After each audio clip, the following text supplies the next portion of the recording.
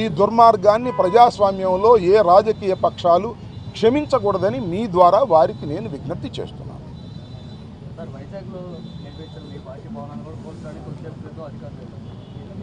కూల్చడానికి వెళ్ళారు, నోటీస్ ఇవ్వడానికి any have మీరు దేన్నైనా చేయొచ్చు. అది ప్రభుత్వం, నాట్ ఇండివిజువల్. ఆ ప్రభుత్వం డ్యూ ప్రాసెస్లో వెళ్ళాలి. ఏదైనా సరే, ఏ కట్టడానైనా. మా కట్టడాలన్నీ కూల్చేయదలుచుకున్నారు మీరు, okay, wonderful. Come to the law, according to law రండి. ప్రొవిజన్స్ ఉన్నాయి సిఆర్డీ యాక్ట్ ప్రకారం, లేకపోతే మరొక దాని ప్రకారం. According to you go. చట్ట ప్రకారంగా వెళ్ళండి, చట్ట ప్రకారంగా కోర్టులో ఆర్డర్స్ తీసుకోండి. మేము చెప్పేది కూడా వినండి. విన్న తర్వాత మీరు ఏం చేసినా అది చట్టబద్ధంగా ఉండాలి తప్ప చట్ట వ్యతిరేకంగా మీరు చేసేటటువంటి కార్యక్రమాలు చేస్తున్నారు. ఇది ధర్మం కాదని మాత్రం చెప్పదలుచుకున్నాను. నిన్న హైకోర్టులో వారు కూడా అటెండ్ అయ్యారు. మేము డిమాలిష్ చేయమని ప్రామిస్ చేశారు. That was also recorded. రేపు మళ్ళీ సోమవారం మళ్ళీ కంటెంప్ట్కి వెళ్తాం, సోమవారం క్రిమినల్ యాక్షన్కి వెళ్తాం. చట్ట ప్రకారంగా అన్ని చర్యలు తీసుకునేటటువంటి కార్యక్రమం చేస్తామని కూడా ఈ సందర్భంగా మనవి చేస్తున్నాను. హైకోర్టు, ఆనరబుల్ హైకోర్టులో ఇది ఆల్రెడీ ఇది కోర్ట్. నిన్నే వాదనలు జరిగాయి. నిన్న వాదనలో ప్రభుత్వం వైపు నుంచి వచ్చిన వారు ఏం చెప్పారు? మేము కోల్చము అన్నారు. డ్యూ ప్రాసెస్ మేము వెళ్తాము అన్నారు. డ్యూ ప్రాసెస్ అంటే ఇది కాదు. ఖచ్చితంగా కన్ఫర్మేషన్ ఆర్డర్ ఇవ్వాలి, దానికి సమాధానం తీసుకోవాలి. ఆ తర్వాత మేము ట్రిబ్యునల్కి వెళ్తాం. మాకు ఛాయిస్ అన్నీ ఉన్నాయి. అన్ని ఛాయిస్లు ఎగ్జాస్ట్ అయిన తర్వాత యూ కెన్ డిమాలిష్.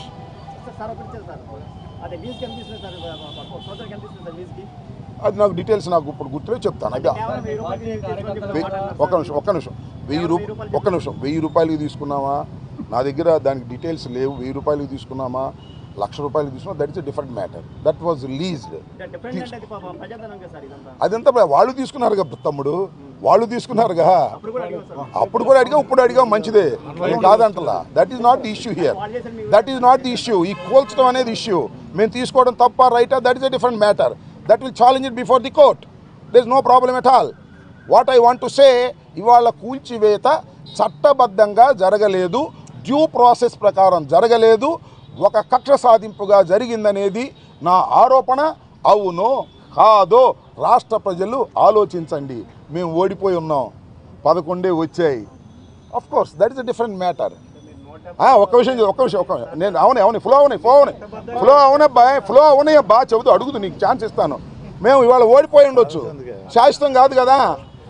ఓటములన్నీ కూడా నడుస్తూ ఉంటాయి, గెలుస్తూ ఉంటాం, ఓడుతూ ఉంటాం. ఇది ఆగాయా నీకెందుకు ప్రైవేట్ బ్యాంక్, నన్ను అడుగా చెప్తాను.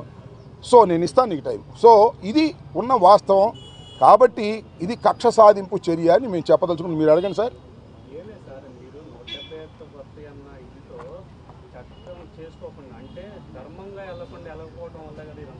ధర్మంగా వెళ్ళలేదని how you can say, how you can say that will be in the court. కోర్టులో నేను చెప్పండి, కోర్టులో ఉంది. కోర్టులో నేను ఇక్కడ పాయింట్ మీరు అర్థం చేసుకోండి. పాయింట్ ఈజ్, కోర్టులో సిఆర్డీఏ అడ్వకేట్ వచ్చి మేము ప్రాసెస్లో వెళ్తాము, డ్యూ కోర్సులో వెళ్తాము, మేము డిమాండ్ చేయము అని నిన్న చెప్పారు. That was recorded. దాన్ని క్వశ్చన్ చేస్తున్నా. ఇక నువ్వు పొలిటికల్గా 100 మాట్లాడితే నేను సమాధానం చెప్పలేను. This is the court issue. Demolish అనుమతి లేదని కోర్టులో చెప్పబ్బా, లేకపోతే నువ్వు కూల్చేసేటగు ఉందా లేదా కోర్టులో చెప్తాను. దానికి ఇవాళ కేసు ఆర్గ్యుమెంట్ ఇక్కడ కాదు కదా. This is not the court. You can ask any question. I can say. అంతేగాని ఊరినే నువ్వేదో నీ ఇష్టం అడిగి నన్ను ఇబ్బంది పెట్టాలనుకుంటే ధర్మం కాదు. ఒక్కటి మాత్రం చెప్తున్నా, కోర్టులో డ్యూ ప్రాసెస్ అని చెప్పినటువంటి వారు డ్యూ ప్రాసెస్ చేయలేదు, అవసరం లేదు, డ్యూ ప్రాసెస్ చేయలేదు, ఇది చట్ట వ్యతిరేకం. కోర్టులోనే మళ్ళీ తేల్చుకుంటాం, మళ్ళీ మండే కోర్టుకు వెళ్తాం, కోర్టులో కంటెంప్ట్ వేస్తాం. కోర్టు వాళ్ళు చెప్పారు కాబట్టి we can see in the court. Honourable కోర్టులో మేము చూస్తాం. నువ్వు సామాన్యుడు వదిలే, ఇప్పుడు తర్వాత మాట వదిలే. అవన్నీ in depth we can course. అది మొత్తం కోర్టులో తేవాల్సిన అంశాలు. ఈరోజు ఉదయం సుమారుగా 4-5 గంటల సమయంలో వైఎస్ఆర్ కాంగ్రెస్ పార్టీ రాష్ట్ర ఆఫీస్ నిర్మాణంలో ఉన్న కట్టడాన్ని నిర్దాక్షిణ్యంగా బుల్డోజర్లు, ఇతరత్రా ఉన్న వాహనాలను తీసుకొచ్చి సుమారుగా ఒక 2 గంటల్లోనే పూర్తిగా నిర్మాణంలో ఉన్నటువంటి ఆ నిర్మాణాన్ని నేలమట్టం చేశారు. దాన్ని కూడా మేము చూసి రావటం జరిగింది.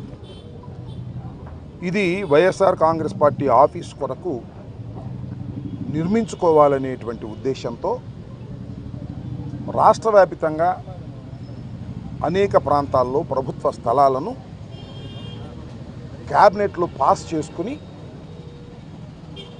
వైఎస్ఆర్ కాంగ్రెస్ పార్టీకి కేటాయించుకోవటం జరిగింది. ఇదేదో వైఎస్ఆర్ కాంగ్రెస్ పార్టీ అధికారంలోకి ఉన్నది కాబట్టి మేము తీసుకొచ్చినటువంటి సాంప్రదాయం కాదు ఇది. ఇంతకుముందు తెలుగుదేశం పార్టీ కూడా